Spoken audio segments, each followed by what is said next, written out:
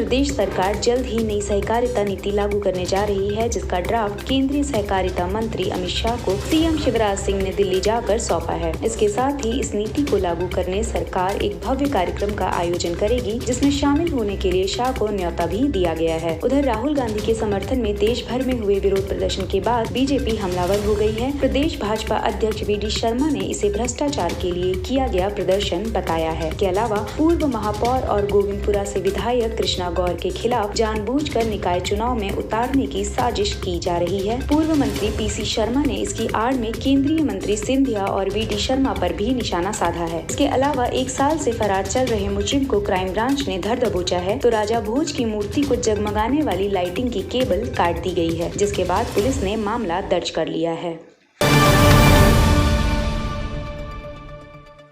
MP में सहकारिता के क्षेत्र में जल्द ही नई नीति लागू होने जा रही है, जो देश के लिए एक मिसाल साबित होगी। ये कहना है प्रदेश के मुखिया शिवराज सिंह चौहान का, जो सोमवार को नई दिल्ली में केंद्रीय सहकारिता और गृह मंत्री अमित शाह से मुलाकात करने के लिए पहुंचे। शिवराज ने कहा कि इस दौरान नक्सलवाद के एमपी में बढ़ते कदम रोकने के लिए सीआरपीएफ की कंपनियों को बढ़ाने की मांग भी की गई है।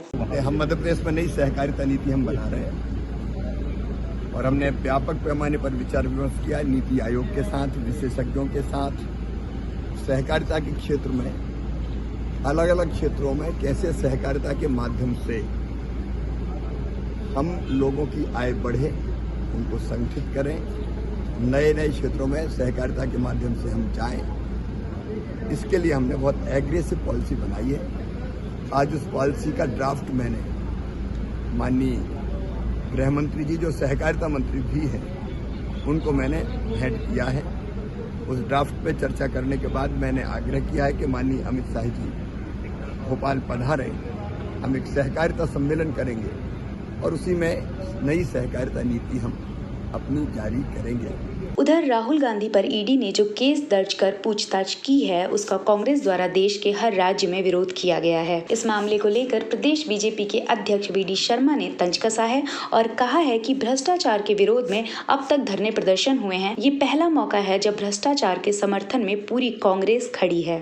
जो कांग्रेस ने भ्रष्टाचार के समर्थन में जो आंदोलन किया है, आज इन कुछ प्रश्नों के साथ कांग्रेस और राहुल गांधी को इस देश को जवाब देना चाहिए कि क्या 1930 के दशक में एसोसिएटेड जनरल लिमिटेड एजेएल जो है कंपनी, समाचार पत्र पब्लिश करने के लिए कंपनी बनी थी या नहीं बनी थी, इसके बारे में राहुल गांधी जी को और कांग्रेस को इस बात का जवाब देना चाहिए। देश जानना चाहता है यह कंपनी 5000 स्वतंत्रता सेनानियों के भागीदारी से बनी थी कि नहीं बनी थी, इसका जवाब भी कांग्रेस को इस देश को देना चाहिए।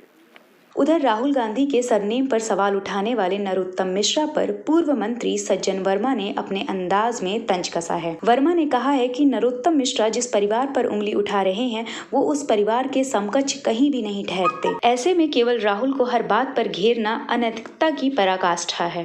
पीताम्बर पीठ वाली इतनी पवित्र मैया है हमारी, जहाँ से व्यक्ति चुनाव लड़ के आता है। मन में पवित्रता रखो नरोत्तम भाई, हम और तुम उस परिवार की पैर की धूल भी नहीं है यार। जिन लोगों ने स्वतंत्रता की सांसें इस देश को दिलाई, जिस परिवार का इतिहास बलिदान से भरा पड़ा है, कई बरस नेहरू जी ने और उनके साथियों ने जेल में गुजारे हैं, अब उस परिवार को तुम असली और नकली बता रहे हो।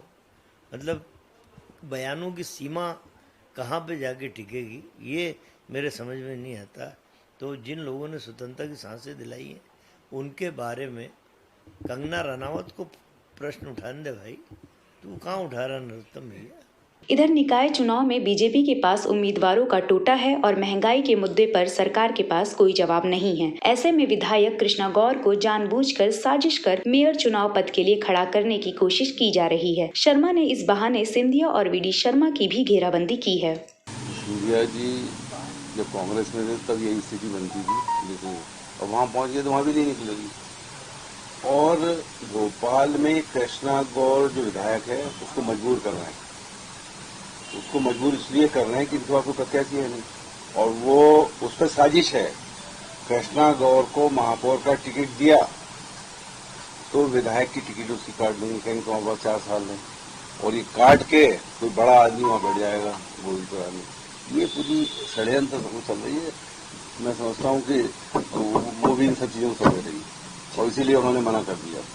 राजा भोज की प्रतिमा जिस लाइट के जरिए जगमग होती थी, उसकी केबल असामाजिक तत्वों के द्वारा काट दी गई है, जिसके बाद ये मामला पुलिस तक जा पहुंचा है। Assistant police commissioner Sachin Atulkar ने कहा है कि ये शासकीय संपत्ति को नुकसान पहुंचाने जैसा है। इस मामले में जांच कर अपराधियों के खिलाफ कार्रवाई की जाएगी। जो इसमें चोरी हुई है, पुलिस ये जानने का प्रयास करेगी कि किन लोगों द्वारा और किस प्रकार ये पूरा घटनाक्रम हुआ है।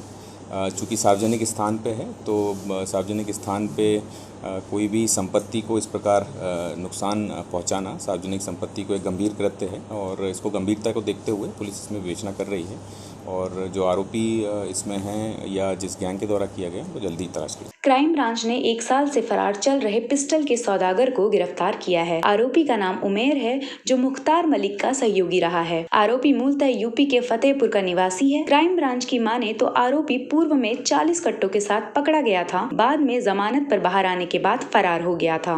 क्राइम ब्रांच भोपाल के द्वारा लगातार अवैध हथियार रखने वालों पर कार्रवाई की जा रही। इसी में पहले तौफीक शूटर है, जो कि आदतन अपराधी था, जिसको पिस्टल के साथ पकड़ा गया था। इसने रिमांड पर बताया था कि यह हथियार इसने उमेर से खरीदा। उमेर फतेहपुर यूपी का रहने वाला है और मध्य प्रदेश में पूर्व बदमाश मुख्तार का साथी रहा है। जब्त किया है, जब्त कर इसको गिरफ्तार कर इसके खिलाफ कार्रवाई की जा रही।